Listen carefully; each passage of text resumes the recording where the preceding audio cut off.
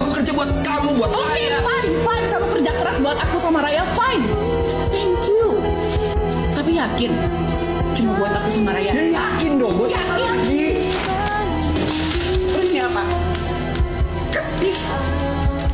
Lydia Danira itu siapa, Mas?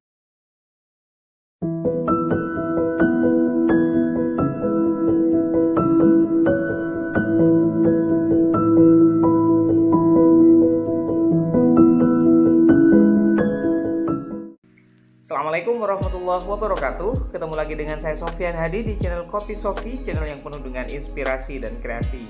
Hari ini kita akan berbicara tentang Layangan Putus. Ya, sebuah series yang sangat terkenal ya saat ini, dan kata orang sudah mulai banyak melahirkan FBI baru, mata-mata baru ya, istri secara otomatis banyak sekali yang sudah menjadi polisi dadakan, menjadi detektif dadakan ya, kecuali saya.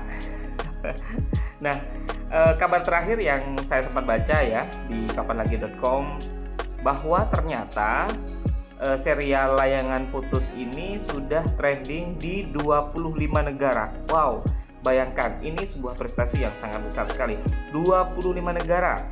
Bukan hanya negara tetangga, Singapura, Malaysia, tapi juga ada yang Perancis, Australia, kemudian New Zealand, Emirat Arab juga, dan banyak lagi. Ada sekitar pokoknya 25 negara. Pokoknya waduh, keren sekali Layangan Putus itu ya. Jadi sebuah serial yang dibintangi oleh Reza Rahardian sebagai Aris. Kemudian ada si Putri yang berperan sebagai Kinan, dan Anya Geraldine yang berperan sebagai Lydia.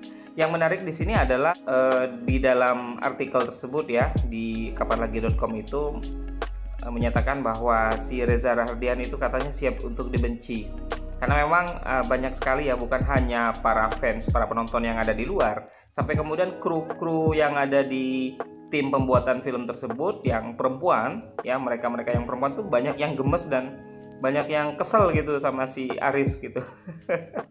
Kenapa? Ya karena memang karakternya adalah karakter laki-laki musang berbulu domba gitu ya. Polos sekali tapi ternyata menikung di belakang. Wow. Nah, sebenarnya yang membuat saya menjadi tertarik untuk membuat konten ini adalah sosok Reza Rahardian yang sudah sukses untuk memerankan beberapa peran yang dipasrahkan kepada dirinya. Dulu kita mungkin sempat kagum dengan Reza Rahardian ketika Reza Rahardian berhasil memerankan B.J. Habibie, ya, Habibie Ainun filmnya. Itu waduh, banyak sekali masyarakat yang kemudian mengeluk-elukan pengen laki-laki sosok suami seperti Reza Rahardian yang setia sampai tua sebagaimana B.J. Habibie gitu kan ya. Jadi banyak yang kemudian karakter B.J. Habibie yang masuk ke Reza Rahardian dan membuat orang terpengaruh menyukai Reza Rahardian. Nah, sebaliknya ketika Reza Rahardian ini memerankan tokoh Aris di dalam film Layangan Putus, orang-orang juga berlomba-lomba untuk mengecam. Nah, jadi kalau kita pikir-pikir ya, sebenarnya cara pandang kita terhadap sesuatu itu sangat berpengaruh terhadap sikap kita. Sehingga dalam hal ini kemudian kalau kita memiliki cara pandang yang subjektif ya, hanya dari satu arah saja, dari sudut pandang kita saja, kadangkala itu menghasilkan sebuah kesimpulan yang salah yang kemudian juga akan melahirkan sikap yang salah.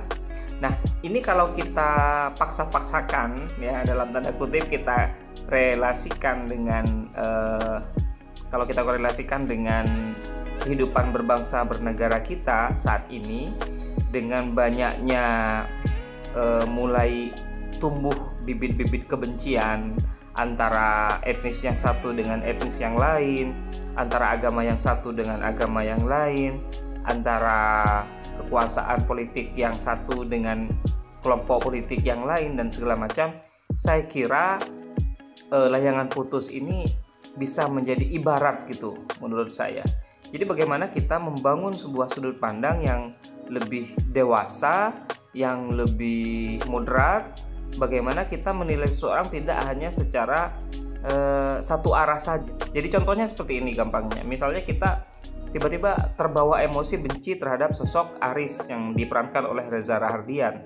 Kita harus menyadari siapa itu tokoh Aris dan siapa personal yang bernama Reza Rahardian. Jangan sampai kemudian kita ikut benar-benar total membenci si Reza Rahardian karena dia sukses memerankan tokoh antagonis seperti Aris. Nah, dalam konteks kebangsaan, konteks keberagamaan, dan konteks keberagaman, saya kira ini juga harus kita lakukan. Berhati-hati, betul-betul menyadari bagaimana posisi dan sudut pandang kita, terutama dalam perbedaan-perbedaan yang terjadi saat ini antara Habaib, antara Habib Kribo dan Habib Aldo. Waduh, itu sekarang sudah saling serang di media sosial ya. Nah, kita sebagai masyarakat, sebagai netizen yang terhormat gitu ya, jangan kemudian ikut-ikutan membela salah satu, kemudian secara ekstrim membuat sikap dan pernyataan yang malah itu memperkeruh suasana. Oleh karena itu, mari ya pada kesempatan ini saya mengajak saudaraku semuanya, terutama penonton channel Kopi Sofi, kita harus bersikap lebih objektif, harus bersikap lebih moderat dalam menyikapi segala permasalahan yang ada di negara kita saat ini.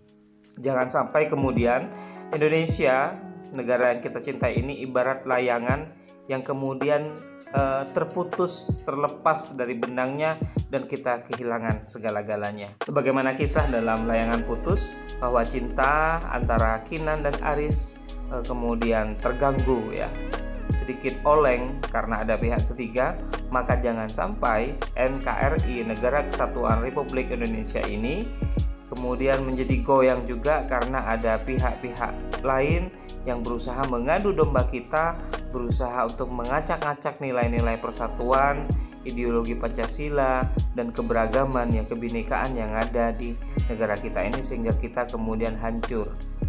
Dan kita hanya akan menjadi orang yang bisa meratap, menyesali apa yang sudah terjadi. Demikian, tetap di Kopi Sofi Channel yang penuh dengan inspirasi dan kreasi. Assalamualaikum warahmatullahi wabarakatuh.